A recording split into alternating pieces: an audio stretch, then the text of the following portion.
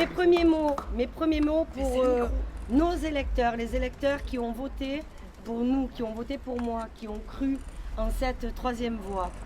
Ce soir, le choix a été clair, 45% pour le Rassemblement national et 27% pour le nouveau Front populaire. Évidemment, je me retire. Je sais que beaucoup d'entre vous me connaissent ici.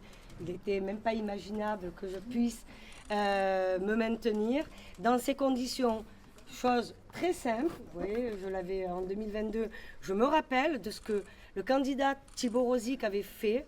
Donc je le dis, dans ma circonscription, pas une voix pour l'extrême droite, pas une voix pour le Rassemblement national. Effectivement, ici, être au second tour, ça signifie beaucoup face au Rassemblement national qui est représenté ici par Madame Grisetti.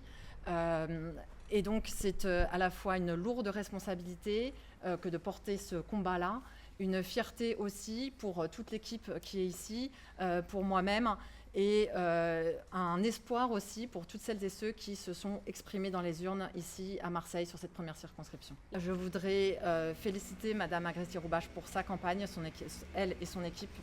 Je voudrais également la remercier chaleureusement de ses paroles que j'ai entendues il y a à peine quelques minutes, qui sont des paroles là aussi de responsabilité et de gravité vis-à-vis du moment qui nous habite.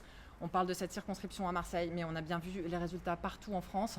Le score du Rassemblement national ce soir est cataclysmique et demain, cette circonscription pourrait être une circonscription de bascule qui pourrait faire qu'à l'Assemblée nationale, il y ait la majorité absolue. Et donc, c'est avant tout une parole de responsabilité pour notre pays que Mme Agresti-Roubache a eue.